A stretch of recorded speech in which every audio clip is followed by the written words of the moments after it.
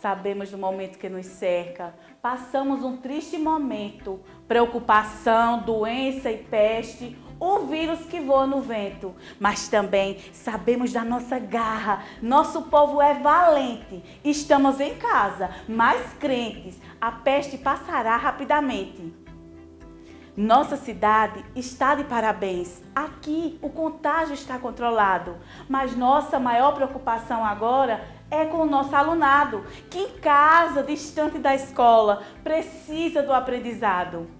Os professores também não pensam em outro assunto. Querem abraçar os seus filhos com todo o conhecimento do mundo. Por isso, nos movemos para o bem. Dessa forma, todos estaremos juntos. E agora enviaremos as atividades, os roteiros e os comunicados, para que seja resolvido o dilema. Leiam com todo cuidado, para que seja um pouco mais fácil passar por esse problema sem que haja o contágio. Cada um aprendendo de verdade, mas cada um na sua própria casa. Com as propostas organizadas, com as dicas dos professores, nossos alunos seguem crescendo. Da aprendizagem são construtores. E logo, logo nos abraçaremos. E todos cheios de conhecimento, para frente seguiremos, livres de todas as dores.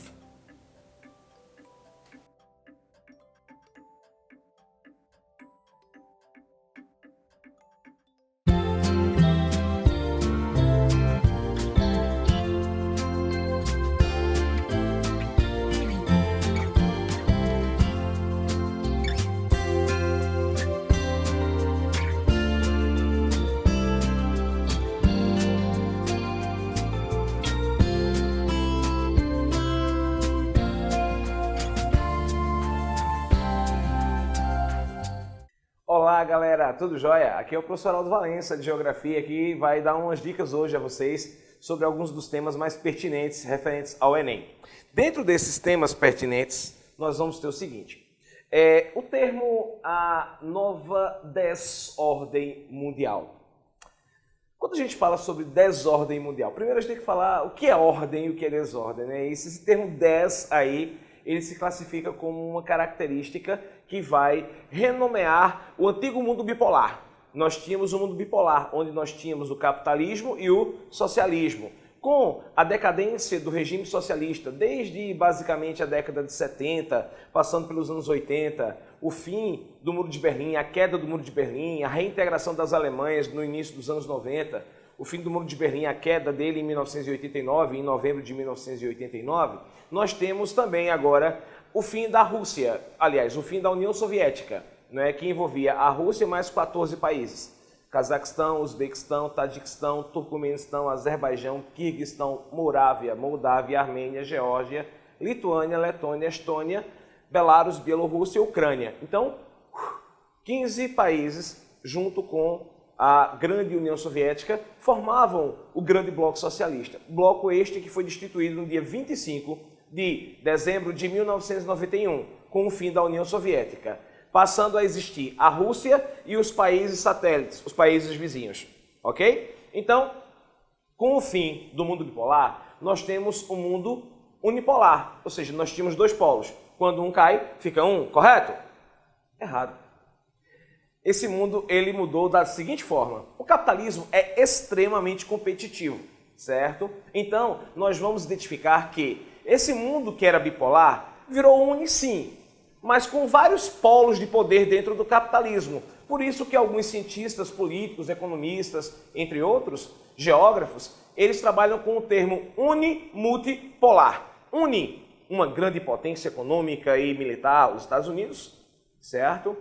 Um único sistema, basicamente, o capitalismo, porém dividido em três grandes polos de poder, como já a gente vai mostrar aqui para vocês.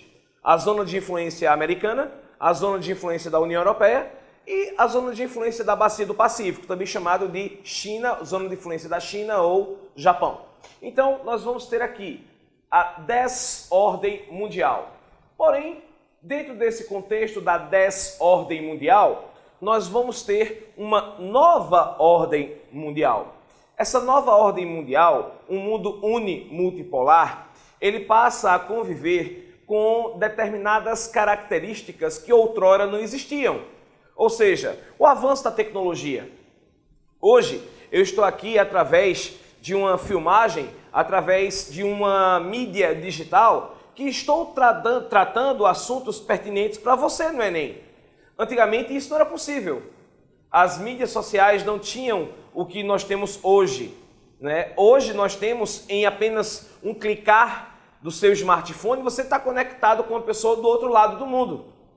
Para vocês terem uma ideia, na década de 70, quando o Brasil foi campeão, né, do mundo, da Copa, né, o que foi que aconteceu?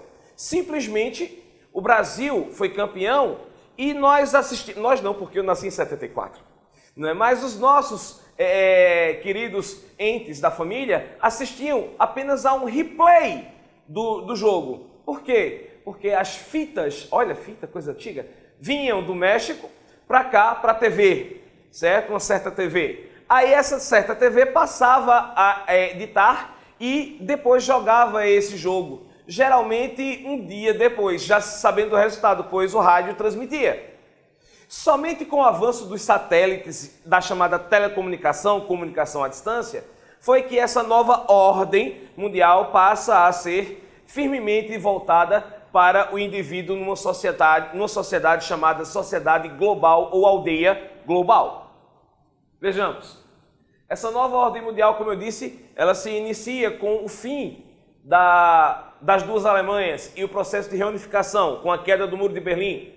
Aí vem uma única Alemanha, que outrora estava dividida em oriental, de regime socialista, e ocidental, de regime capitalista. Aí eu tenho aqui para vocês um termo bem legal.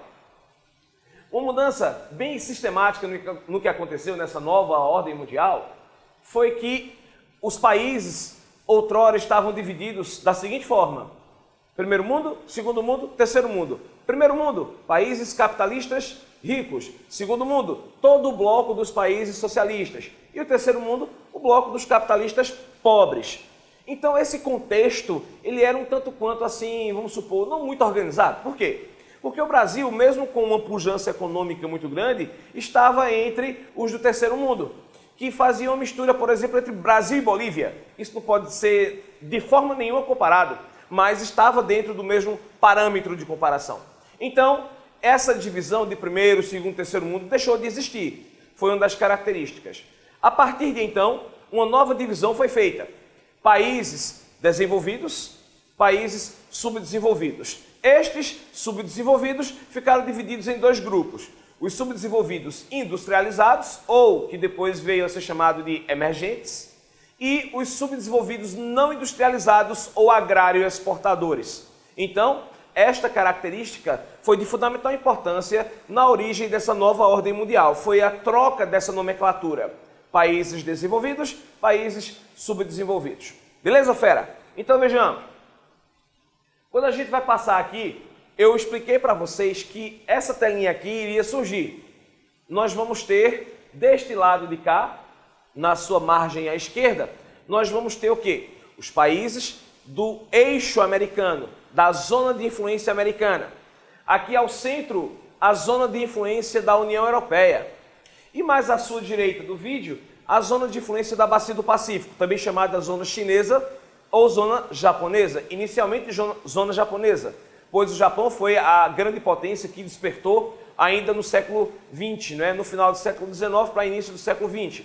A China, no período depois da década de 70, 78, 80, começa um processo de industrialização muito pautado no desenvolvimento da ciência, pesquisa e tecnologia. Hoje o Brasil é a grande fábrica, hoje a China é a grande fábrica do mundo global. Por que é a grande fábrica do mundo global? O seu smartphone, se for da marca Apple, 90% de possibilidades dele ter sido feito na China. Se não foi feito aqui em São Paulo pela empresa Foxconn, você vai ter sendo feito pela Foxconn da China. Se não me engano, se não me falha a memória, são 278 periféricos tecnológicos que envolvem um smartphone, como o da Apple. Destes, cerca de 180, 190 são produzidos na China. Por isso que essa grande pandemia do SARS-CoV-2, né, o Covid-19, né, nós vamos ter uma tendência importante no mercado mundial. A China, ela teve que fazer certos esforços para que o processo pandêmico não se espalhasse. Então, fábricas foram paralisadas, o que atingiu toda a gama produtiva de diversas empresas mundo afora. Por quê? Esses periféricos tecnológicos, produtos pré-industrializados, são todos feitos, são todos produzidos aonde? Na China. Desde aquele chaveirinho que tu compra para tua filha, que tem lá os Bicarddigans, que tem lá patrulha canina, aquele reloginho que projeta a imagem da patrulha canina, do Pocoyo, etc., galinha pitadinha, etc. Desde esse relógiozinho que vai custar 10, 15, 20, não sei quantos reais, até o super smartwatch da Apple. Por isso que a China, ela é a que mantém esse nosso planeta dentro do processo produtivo. Então, essa pandemia internacional, de acordo com a OMC, Organização Mundial do Comércio, vai ter pelo menos uma retração, na melhor das hipóteses, de 30% a 37% da retração do comércio mundial. O PIB do Brasil, que deveria ter um crescimento entre 3,2%, há um mês acreditou-se que iria crescer 0,02%. Hoje, o próprio ministro da Economia, o Guedes, ele simplesmente afirmou que não temos mais como crescer. Nós deveremos ter uma queda do PIB nominal do país entre 4,7% e 4,2%.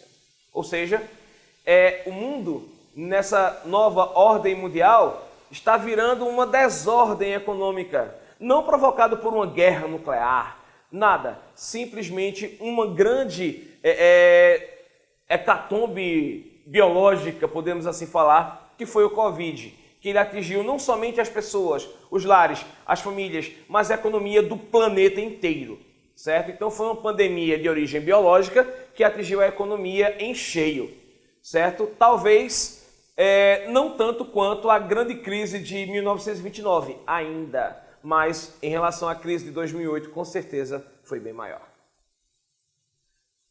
Aqui nós vamos perceber essa fatia da pizza, não é? Essa fatia, o gordinho adora pizza, né, cara? Então eu coloquei dentro dos critérios para nós analisarmos na nossa aula uma pizza. E que fatias são estas? Os mercados. Você pode perceber que a União Europeia, o NAFTA, que é o Acordo Norte-Americano de Livre Comércio, China, Japão, eles lutam entre si dentro de uma dinâmica internacional do comércio, certo? Esse processo dessa dinâmica internacional do comércio vai fazer com que essa pizza seja fatiada de acordo com os interesses de cada nação, de cada país e de acordo com o grau de competitividade econômica que esta nação, que este país venha a ter. Por exemplo, essa grande pizza aqui, sabemos nós que a fatia dos Estados Unidos é grande, a fatia da União Europeia é grande, porém a fatia da Bacia do Pacífico, China e Japão, eles estão pegando os pedacinhos da União Europeia e os pedacinhos da zona de influência americana, porque a cada dia a China ela vem ganhando mais mercados. A China ela é a principal parceira econômica do Brasil, por exemplo. Nós compramos produtos industrializados e exportamos para eles produtos minerais, produtos agrícolas, pecuaristas e alguns periféricos pré-industrializados. Então nós vamos perceber que dentro desse novo mundo, dessa nova ordem ou desta desordem, lembrando-se o termo desordem, não pelo que está acontecendo hoje, mas pelo que aconteceu com o fim do mundo bipolar. Era muito simples, capitalistas contra socialistas. Aí mudou, agora nós temos só capitalistas, porém estes lutando cada um contra o outro para a retomada de mercados ou então a conquista de novos mercados. Ok, meus queridos? Continuando, vejamos. Nós vamos perceber que essa nova ordem mundial, que começa nos anos 90, né? Início dos anos 90, 1991, 1992, reunificação da Alemanha, fim da União Soviética, beleza. Essa nova ordem mundial passa por uma transformação incrível no início dos anos 2000. Que acontecimento histórico demarcou isso? A guerra contra o terror. o famigerado 11 de setembro, certo? A maior ação terrorista da história da humanidade aconteceu no território dos Estados Unidos. Não foi um país que fez isso, não foi a União Soviética que lançou mísseis, certo? Não foi a China que lançou uma guerra químico-bacteriológica. Não. Foi simplesmente um grupo terrorista que, fazendo-se cumprir o seu diretório fundamental de Osama Bin Laden, que ele prometeu, enquanto vida e dinheiro tivesse, tentaria destruir a economia dos Estados Unidos. Esse era o protocolo fundamental. E a Al-Qaeda, né, significa a base, teve esse contexto. Eles simplesmente, em 2001, fizeram o que ninguém jamais esperava. Os Estados Unidos foram atacados dentro do seu território. Talvez em um filme de Hollywood, mas, politicamente falando, era quase que impossível os Estados Unidos ser atacado dentro do seu próprio território. Estas células terroristas se infiltraram dentro dos estadunidenses e desenvolveram o maior ataque terrorista da história que todos nós conhecemos. A guerra contra o terror começa a partir daí. A nova doutrina Bush, certo? George Wilbur Bush Jr. Juninho, já que o pai dele também foi presidente dos Estados Unidos. George W. Bush, certo? Então vejamos, essa guerra contra o terror, aqui está o World Trade Center, né, quando um dos aviões toca uma das torres do World Trade Center, que vem do português, né, Centro Mundial de Comércio e coisas afins, nós vamos perceber que essa guerra contra o terror fez com que criasse em todo o planeta, nessa nova desordem mundial, a chamada islamofobia. Acreditou-se que, por ser islâmico, era a favor da Al-Qaeda. Por ser islâmico, você estava sendo a favor da tortura, por ser a favor de células terroristas. Essa pequena mentalidade, né, pouco utilizada por pessoas mais cultas, ela passou a ser difundida de boca a boca nos Estados Unidos, na União Europeia, e os islâmicos passaram a ter forte repressão. Tem muitos filmes que falam sobre isso, né? Os cercos aos islâmicos no próprio Estados Unidos, em Nova York, em diversas partes do mundo. Né? Então, nós podemos perceber que dentro dessa nova ordem mundial, um dos acontecimentos primazes para que essa ordem mundial ela fosse estabelecida ou reestabelecida em relação ao mundo bipolar, foi justamente a guerra ao terror, o 11 de setembro, o fatídico 11 de setembro, certo? O que é essa globalização e como ela se manifesta? Fera, é o seguinte, globalização é um nome bonito e até relativamente jovem. Ele foi criado nos meios acadêmicos dos Estados Unidos no início dos anos 80, na década de 1980. Porém, como processo histórico, essa globalização tem muito tempo. De acordo com Milton Santos, um dos maiores nomes da geografia do século XX, brasileiro, nordestino, baiano, Milton Santos, junto com Yves Lacoste, desenvolveram estudos onde o mundo poderia ser dividido em aldeias. Daí o termo aldeia global, vem esse termo de aldeia global, que é de McLuhan, sociólogo e filósofo canadense. Então nós vamos perceber que dentro dessa condição de mundo globalizado, dentro dessa aldeia global na qual vivemos, nós vamos ter duas características bem marcantes. Primeira, essa globalização ela não começa com o início do mundo unimultipolar, que é os anos 90, não. A globalização, historicamente, começa com as grandes navegações marítimo-comerciais dos séculos XV e XVI. Depois, nós temos uma nova fase da globalização, que vai perpassar pela primeira Revolução Industrial, a partir da segunda metade do século XVIII, 1776 em diante. Depois, nós temos a segunda Revolução Industrial numa terceira fase da globalização. E esta globalização moderna que aqui nós nos encontramos nela, ela tem as suas origens, sim, com o avanço das telecomunicações, eletrônica, informática, etc. e etc. Isso se deu basicamente com o fim do socialismo e o avanço do capitalismo e uma maior dinâmica produtiva em todos os ramos da economia.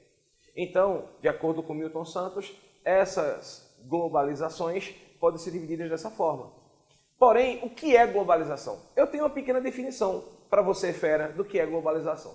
Globalização é o processo de integração entre os mais variados mercados, produtores e consumidores, de bens, produtos e serviços.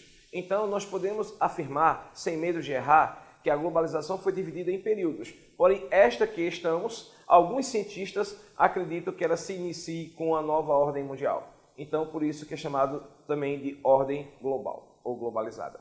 Ok, galera? Continuando. O que é essa globalização e como ela se manifesta, não é?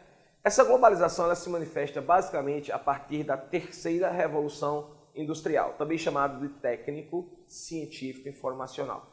Essa grande evolução técnica e científica não começa agora nos anos 90. Ela se desenvolve no período pós-Segunda Guerra Mundial, inicialmente no Japão, com o nome de toyotismo. Posteriormente, chega ao Ocidente, né? Primeiro na Europa, depois nos Estados Unidos, e recebe o nome de Just in Time, apenas ao tempo.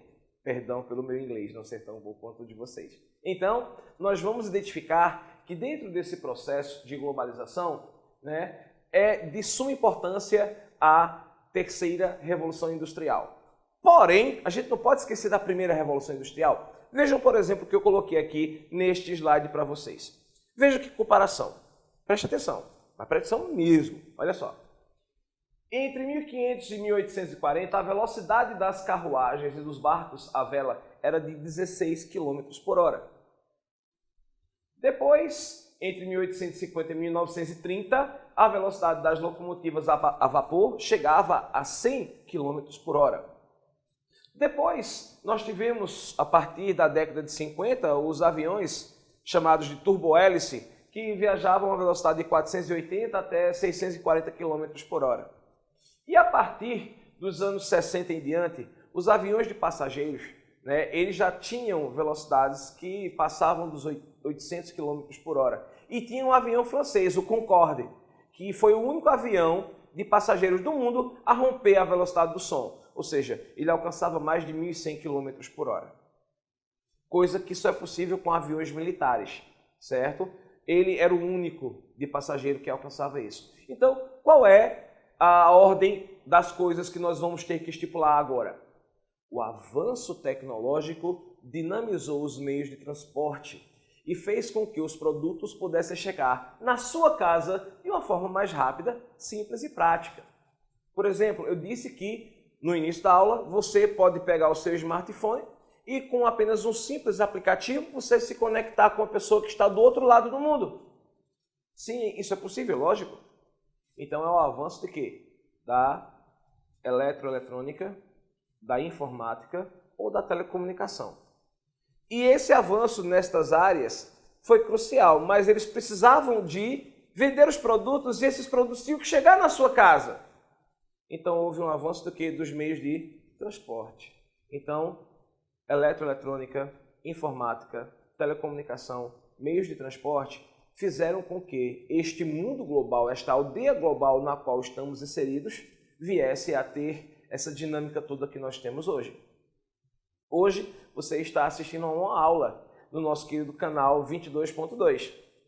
A partir das próximas décadas, isso vai ser parte da história, pois nós tivemos que nos reinventar, né, no início, né, dos anos 2020 em diante. E esse processo de reinvenção só foi possível porque chegamos a um ponto de que a tecnologia está ao nosso lado, mas também pode trazer aspectos negativos. Então, tudo tem os seus prós e os seus contra. Eu separei aqui algumas vantagens e desvantagens desta globalização, certo? Pontos positivos. Primeiro ponto.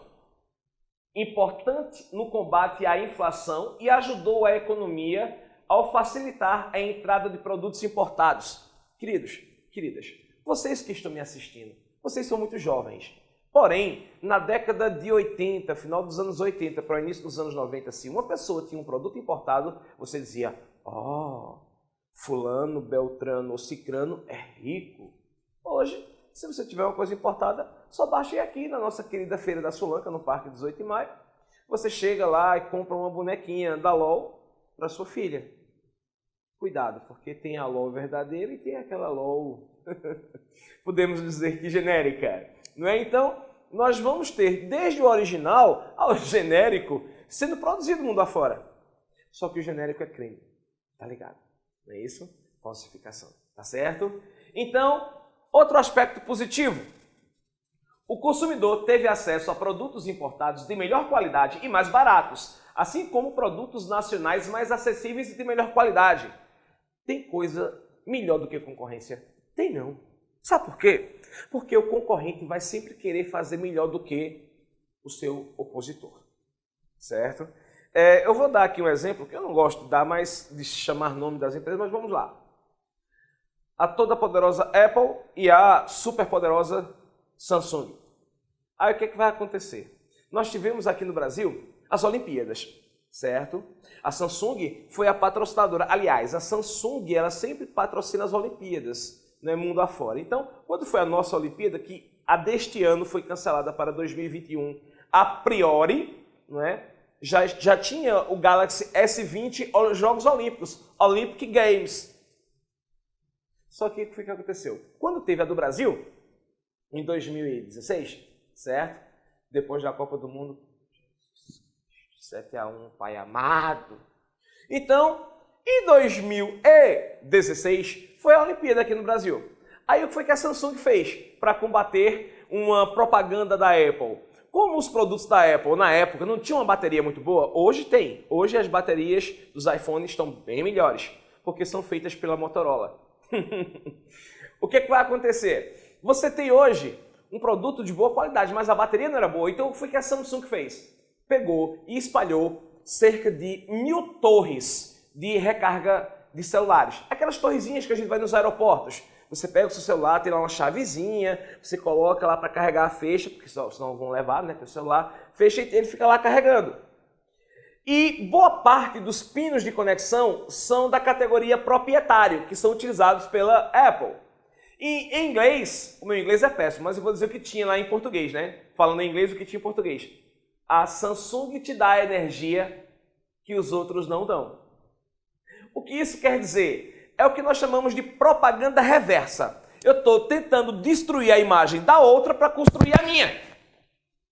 Essa é uma característica deste capitalismo globalizado que nós temos. Nós temos produtos importados de excelente qualidade, mas os nacionais têm que ter excelente qualidade, porque senão não vão competir dentro do mercado. Ok, fera? Continuando. As multinacionais, a globalização permite que inventores, certo? E investidores de diversos países, eles tentem fazer produtos cada dia melhores. Investidores investem para que você tenha o melhor. Inventores, cientistas, pesquisadores fazem novas tecnologias para que você a cada dia fique mais apaixonado por elas. Aqui eu tenho potencializar trocas comerciais internacionais, a questão dos blocos econômicos, as trocas comerciais, entre outros. Abrir as portas para diferentes culturas, tradições e possibilidades de conhecer costumes de outros países. Por exemplo, quem é que poderia imaginar o movimento do K-pop aqui no Brasil? Mas esta é a vantagem da globalização. Não se visa somente a questão norte-americana, né? A americanização dos costumes. Hoje se abriu um leque para outros países também, certo? Na nossa próxima aula, nós vamos falar um pouco mais sobre as desvantagens deste período de globalização. Um beijo do gordo e a gente se vê na próxima aula.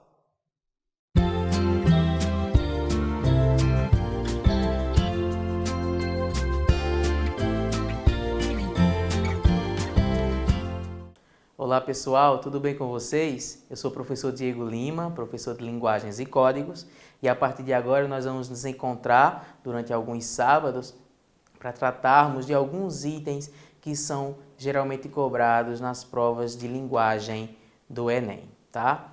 E eu começo nesse nosso primeiro encontro, nesse nosso primeiro momento, eu trago para vocês dois itens que estão conectados, que estão relacionados. Estou falando aqui dos elementos da comunicação e, consequentemente, vou falar daqui a pouco das funções da linguagem. Já já vocês vão entender por que essa conexão entre elemento da comunicação e função da linguagem, tá bom? Mas antes eu preciso fazer um registro. Vocês precisam entender a diferença entre ato de fala e ato de comunicação, tá bom? Por que eu estou trazendo isso à tona agora? Porque eu vou apresentar para vocês os 6 elementos da comunicação e depois eu vou dizer o seguinte, que só existe comunicação se eu tiver os 6 elementos. E aí você pode pensar, mas eu posso falar sozinho, eu posso ter só o locutor. Mas aí você vai ter um simples ato de fala e não um ato de comunicação. E qual é a diferença? Na comunicação precisa haver interação entre interlocutores, entre locutor e locutário ou locutários, receptores, que já já eu mostro para vocês esses elementos. Comunicar é causar uma reação no outro, é compartilhar, trocar informações, tá bom? Então, falar sozinho não necessariamente é um ato de comunicação, é apenas um ato de fala, ok? Seguindo aqui, apresentando para vocês os 6 elementos, os 6 componentes, começando pelo locutor ou emissor, como você preferir chamar, é o que fala no ato de comunicação. Agora eu estou sendo locutor, eu falo com vocês. Já vocês aí do outro lado são os receptores, são aqueles com quem eu estou falando, são os que estão recebendo a informação trazida por mim, tá bom? Então, locutor é quem fala no ato de comunicação, locutário, aquele com quem o locutor se comunica. Vocês aí do outro lado são os meus receptores, os meus locutários. Seguindo com as duas funções, mais 2 elementos, mensagem e referente, tá? E eu quero trabalhar com os dois juntos porque algumas vezes algumas pessoas misturam, acham que mensagem e referente são a mesma coisa, quando na verdade não são, tá? Então, vamos ver essa diferença, vamos entender o que de fato é mensagem, o que de fato é referente. A mensagem é o texto, o referente é o contexto. É o assunto. A mensagem é o que eu digo. O referente é o que eu quero dizer com a mensagem. Ora, e o que eu digo e o que eu quero dizer não são exatamente a mesma coisa? Não necessariamente. O que acontece, para muitas vezes nós acharmos que mensagem e referente são a mesma coisa, é porque nos nossos atos de comunicação nós procuramos ser claros naquilo que dizemos para que nossa mensagem seja compreendida imediatamente pelo receptor, pelo interlocutor, tá? Então, quando eu digo, agora vamos responder essas 10 questões que eu coloquei para vocês. Então, o que foi que eu disse? Vamos responder as questões. O que foi que eu quis dizer? Que vamos responder as questões. Nesse caso, por conta da clareza que eu utilizei aqui, que eu procurei ter, mensagem e referente pareceram ser a mesma coisa, mas pareceram, porque a mensagem vai ser o texto propriamente dito. No meu caso, foi um texto oral, então cada palavra dita por mim. Já o referente foi o que eu quis dizer com essas palavras. Fica mais clara a diferença entre mensagem e referente quando eu uso, por exemplo, uma figura de linguagem, quando eu uso a ironia ou outra figura em que eu digo uma coisa, mas querendo dizer outra. Vamos imaginar aqui um exemplo de uma sala de aula presencial, em que um determinado aluno entrasse e vamos dar um nome a esse aluno, vamos chamá-lo de Mateus. E aí ele entrasse e deixasse a porta aberta, e eu olhasse para ele e dissesse, Mateus, a porta está aberta. Preste atenção, olha o que eu falei, Mateus, vírgula, a porta está aberta. Esse foi o texto, tá? Essa foi a mensagem. Mas o que foi que eu quis dizer com essa mensagem? Eu não quis dizer apenas que a porta estava aberta para que todos nós na sala de aula parássemos e fôssemos contemplar a porta aberta. Na verdade, eu quis dizer, Mateus, fecha a porta, por favor. Então, olha a diferença entre o texto, a porta está aberta, e o contexto, fecha a porta. Então, quando eu uso uma figura de linguagem, fica mais claro, mais clara essa diferença entre mensagem e referente, entre o que eu digo e o que eu quero dizer com a mensagem. tá bom?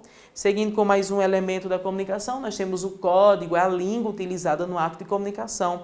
Agora, nós estamos usando como código a língua portuguesa. E é por isso que nós nos comunicamos e nos entendemos tão bem, porque todos nós falamos a língua portuguesa, ok? Então, para que haja comunicação, todos os falantes daquele ato de comunicação precisam conhecer, precisam dominar o mesmo código. E para terminar com os elementos da comunicação, eu tenho o canal, o contato, a ligação entre os interlocutores. Para que haja um ato de comunicação, locutor e receptor, locutário, precisam estar ligados, conectados. Tá? Se no meio de uma conversa, por algum motivo, um dos participantes daquele ato de comunicação se distrai, então a comunicação vai ficar deficiente. Porque em um determinado momento alguma coisa ali não foi compartilhada, tá? Então, para que haja comunicação, precisa haver essa conexão entre os interlocutores, é o que a gente chama de canal ou contato, ok? Terminamos com os 6 elementos da comunicação. Como eu já disse para vocês, eu preciso dos 6, senão não tenho um ato de comunicação, eu vou ter no máximo um ato de fala. E agora eu apresento para vocês as funções da linguagem, que também são 6. Ora, coincidência? Não, não é uma mera coincidência. Eu tenho 6 elementos da comunicação e vou apresentar para vocês 6 funções da linguagem. Por que 6 e 6? Porque cada função da linguagem vai estar ligada, vai estar relacionada a um dos elementos da comunicação. E eu faço aqui um resumo para vocês sobre os 6 elementos e as 6 funções, tá? E daqui a pouco eu mostro para vocês com exemplos práticos como é que eu utilizo cada uma das funções da linguagem. Começando aqui com a função emotiva ou função expressiva, ela enfatiza o locutor, o receptor. Já eu mostro como é que eu faço para enfatizar esse locutor ou esse receptor. Temos a segunda função, a função conativa, se você preferir pode chamar de função apelativa. Ela coloca o locutário, o receptor em destaque, ou seja, ênfase no receptor, ênfase no locutário. Já eu mostro também para vocês como é que isso vai acontecer. Temos a outra função, a função poética, coloca a mensagem em destaque, coloca o texto em destaque, como eu coloquei ali, ênfase na mensagem. Temos mais uma função, a função referencial, coloca o referente, o contexto, o assunto em destaque. Já eu também digo para vocês como é que esse assunto vai ser colocado em destaque. Temos ainda a função metalinguística, ênfase no código, tá? ênfase na língua, e já eu também digo para vocês. E por último, a função fática, coloca o canal, o contato em destaque, ok? Então agora que já sabemos dos 6 elementos da comunicação, sabemos qual função da linguagem enfatiza qual elemento da comunicação, vamos aos exemplos práticos. Agora, antes de mostrar os exemplos, gente, não dissocia o elemento da comunicação à sua função da linguagem. Você precisa saber qual função da linguagem enfatiza qual elemento da comunicação, senão você não vai conseguir perceber isso numa questão, por exemplo, quando precisar analisar um texto e dizer qual é a função da linguagem que predomina naquele texto. Vamos lá para a primeira função da linguagem, a função emotiva ou função expressiva. Coloco o locutor em destaque. Eu sou o locutor. Como é que eu faço em uma produção para me colocar em destaque? Observe esse texto do Casimiro de Abreu, famoso, Meus 8 anos. Na verdade, só um trechinho que eu trouxe para vocês. Com esse trechinho a gente já consegue perceber essa função da linguagem. O título, Meus 8 anos. Ó, que saudades que eu tenho da aurora da minha vida, da minha infância querida que os anos não trazem mais. Que amor, que sonhos, que flores, naquelas tardes fagueiras, à sombra das bananeiras, debaixo dos laranjais. Percebam que, mesmo que o texto não seja meu, e sim do Casimiro de Abreu, mas enquanto fazia a leitura do texto, eu era o locutor, E pelo fato de o texto estar em primeira pessoa, é como se eu estivesse falando da minha saudade, da saudade da minha infância. Então, eu estaria falando dos meus próprios sentimentos, mesmo que o texto não seja meu, mas é como se eu estivesse falando dos meus sentimentos, dos meus pensamentos, das minhas angústias, tá? Ok? Então, o que a gente pode observar aqui? Geralmente, quando eu tenho o texto em primeira pessoa, eu tenho a função emotiva ou a função expressiva da linguagem, tá? Agora, por que geralmente? Por que não sempre? Vejam só. Imaginem que eu estivesse participando de uma entrevista de emprego e o entrevistador pedisse que eu falasse um pouquinho da minha vida, da minha trajetória, das minhas experiências, das minhas formações. Então, certamente eu iria me apresentar e apresentar todo o meu percurso de vida utilizando a primeira pessoa, tá? O que a princípio faria a gente pensar aqui na função emotiva da linguagem. Porém, observe que nesse contexto que eu apresento agora para vocês, o meu principal objetivo seria convencer o receptor de que eu sou a melhor pessoa a ocupar aquele cargo, de que eu tenho a capacidade para ocupar o cargo. Então, observem que mesmo utilizando a primeira pessoa, o meu objetivo é alcançar o receptor, o locutário, tá? Então, mesmo eu tendo a primeira pessoa, nesse caso especial, eu já teria a função conativa ou apelativa, uma vez que eu coloco em destaque justamente esse locutário, tá? Quando eu falo de funções da linguagem, eu tenho que pensar, antes de mais nada, em intencionalidade discursiva. Qual é a minha intenção ao produzir um texto? Quem é que eu quero alcançar? Quem é que eu quero atingir? Ok? Então, observem, antes de mais nada, a intenção daquele discurso. Ok? Qual dos 6 elementos da comunicação precisa ser destacado antes de mais nada? Tá bom? Então, já que eu já adiantei aqui a função conativa ou apelativa, é aquela que coloca o locutário em destaque, é quando o meu objetivo é alcançar você, receptor. Trazer uma informação direcionada a você, quando eu tento te convencer de algo que eu preciso que aconteça, ou de algo que eu acredito, de algo que eu defendo. Então, se eu dissesse agora, respondam agora tais questões que estão em tal plataforma. Quando eu falo respondam, eu estou dizendo respondam vocês as questões, ou seja, eu estou tentando convencer você, que é o meu receptor, a fazer algo que eu preciso que aconteça, tá? Eu já tenho aí a função conativa ou função apelativa. Mas aí eu trouxe como exemplo também propagandas, tá? Toda e qualquer propaganda, seja de produto, seja de serviço, seja propaganda política, todas as propagandas utilizam a função conativa ou função apelativa, porque o principal objetivo da propaganda é convencer o receptor a comprar aquele produto, ou a comprar aquele serviço, ou aquela ideia que está sendo apresentada, ok? Observe nessa propaganda aqui o uso dos verbos no imperativo também, o que reforça essa tentativa de convencer o receptor. Olha, fale de graça depois do primeiro minuto. Olha aí, ali no último cantinho.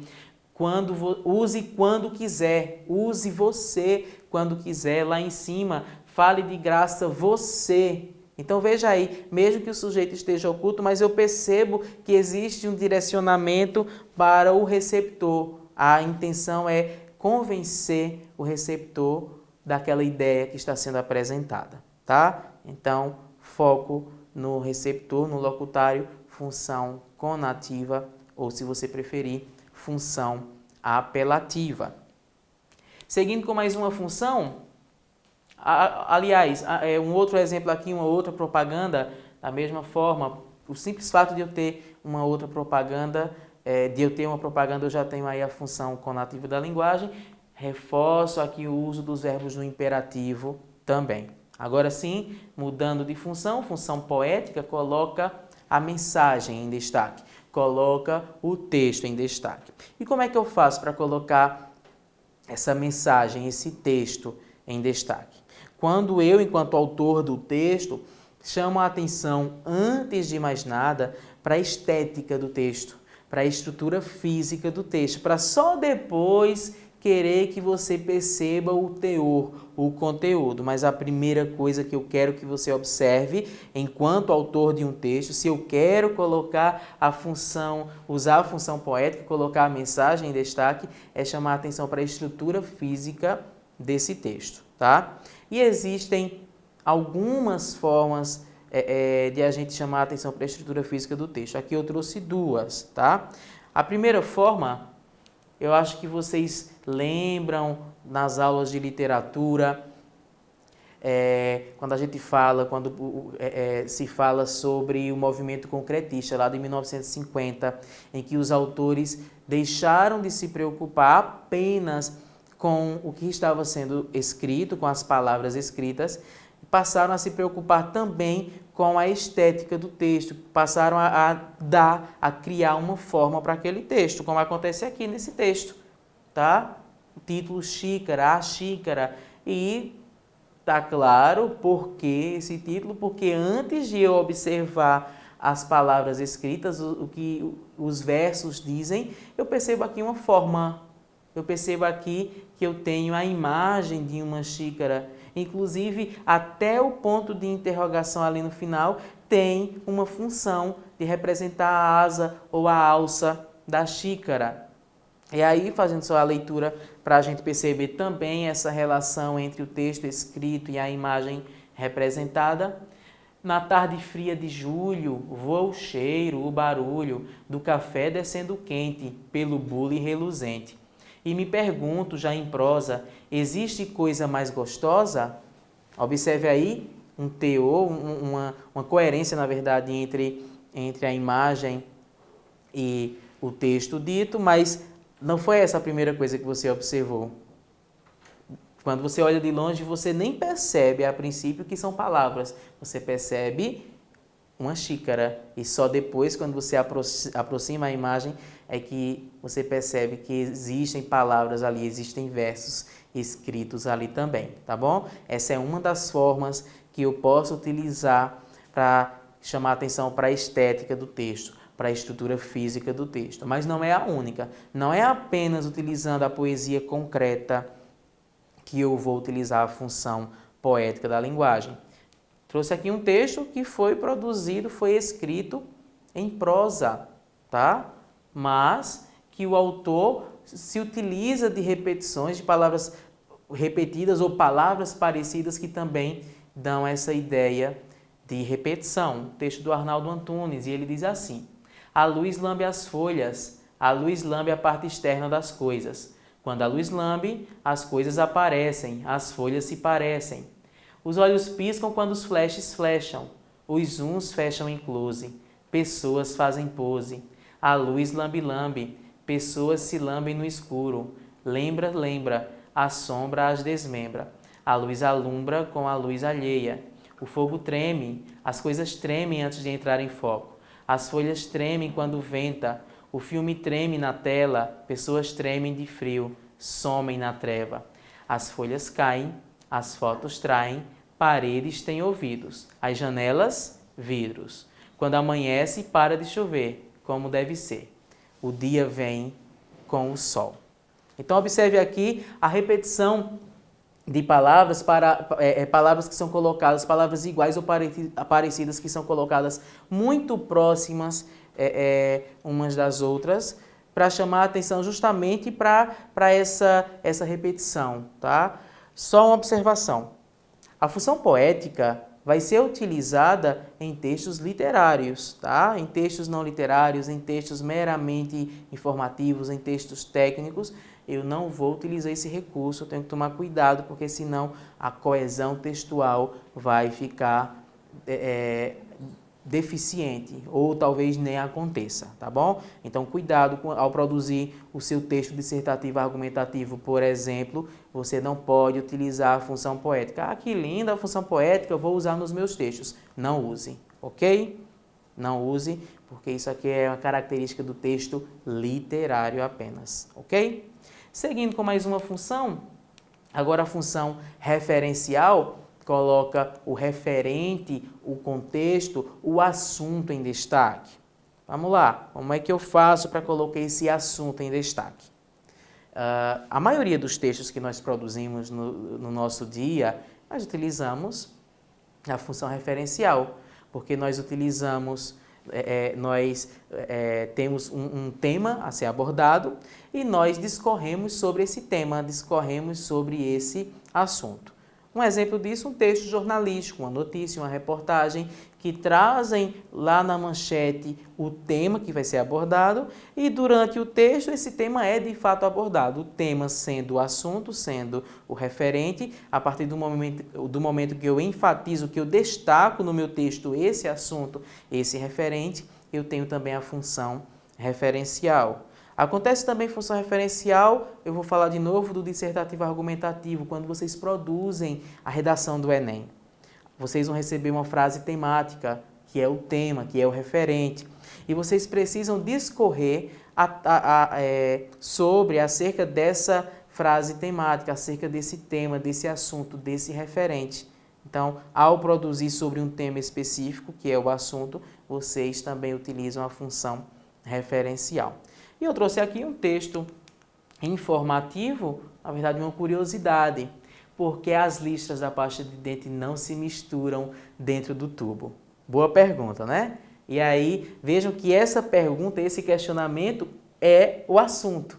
De que a gente está falando? A gente está falando do porquê de as listras da pasta de dente não se misturarem dentro do tubo. E a partir do momento que vem uma resposta que tem um texto produzido para falar sobre esse assunto, eu tenho, uma vez que o assunto é referente, eu tenho a função referencial. Acompanha comigo a resposta. Primeiro, porque os ingredientes de cores diferentes ficam armazenados em compartimentos separados. Segundo, porque as listras só aparecem perto da boca do tubo. A bisnaga inteira é preenchida por creme dental comum, de cor branca. Nas laterais superiores do tubo, encontramos o gel colorido que dá forma às listras.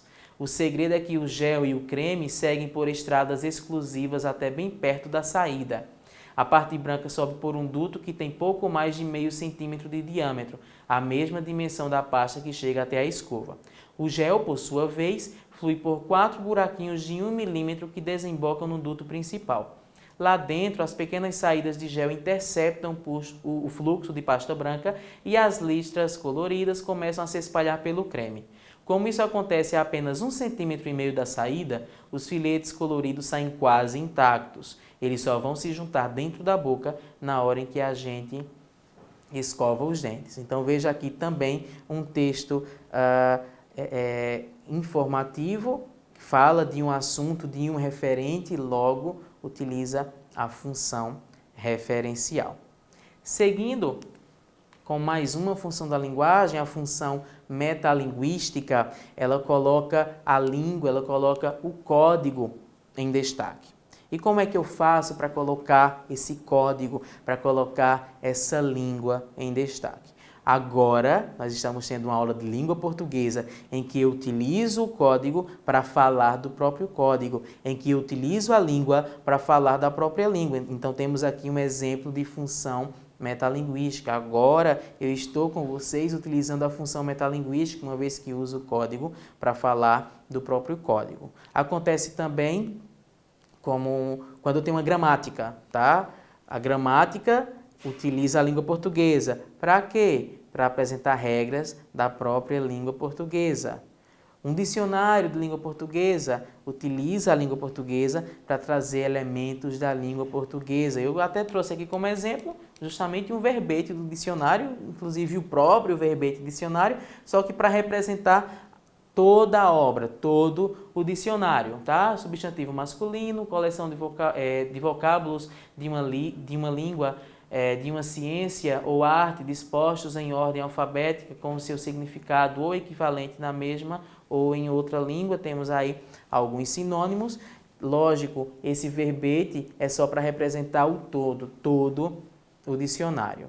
Aí, se for numa aula de inglês e o professor de inglês falar inglês do início ao fim, ele também vai usar a função metalinguística, uma vez que ele vai estar usando a língua inglesa para falar da própria língua inglesa. Ele utiliza o código para falar do próprio código.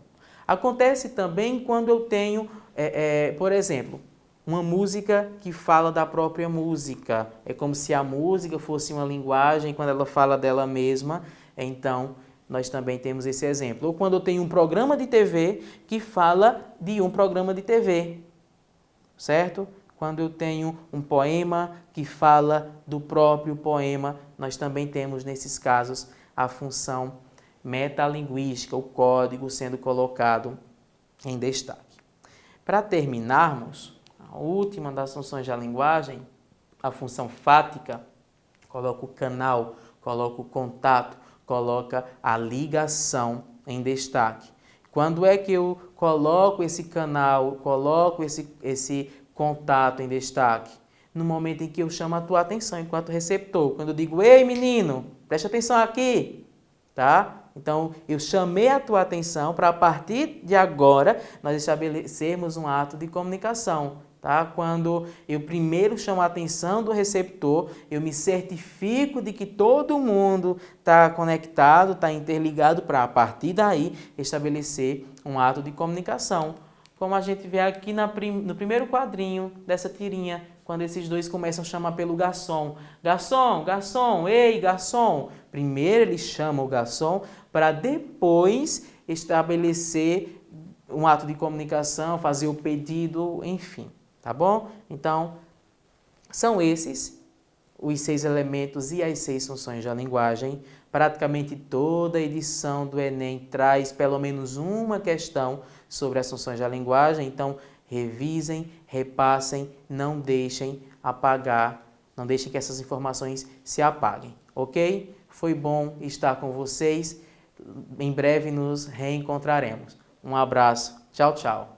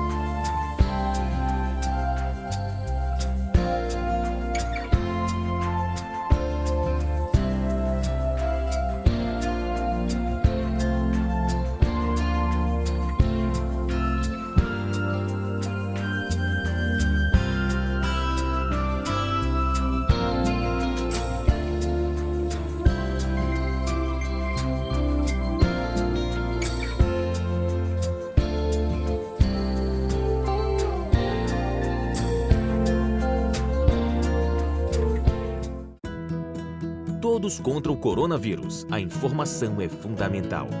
Fique ligado nas dicas de prevenção. Lave bem as mãos com frequência usando água e sabão. Use lenço descartável para limpar o nariz. Não compartilhe copos, toalhas e objetos pessoais. Ao espirrar ou tossir, use lenços descartáveis ou o próprio antebraço. Evite saudações como aperto de mão, abraços e beijos. Evite tocar os olhos, nariz ou boca.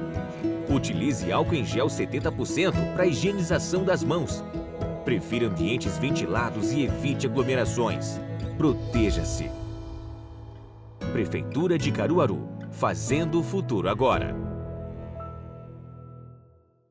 Sabe como funcionam as barreiras sanitárias em Caruaru? Equipes de diversos órgãos trabalham de forma integrada, abordam os veículos para prevenir o Covid-19. Motoristas e passageiros recebem instruções para se proteger do coronavírus. Atitudes simples que podem salvar vidas. Para a nossa saúde, a nossa segurança. E muito em breve a gente possa viver nossa vida normal, né, novamente. Prefeitura de Caruaru, fazendo o futuro agora.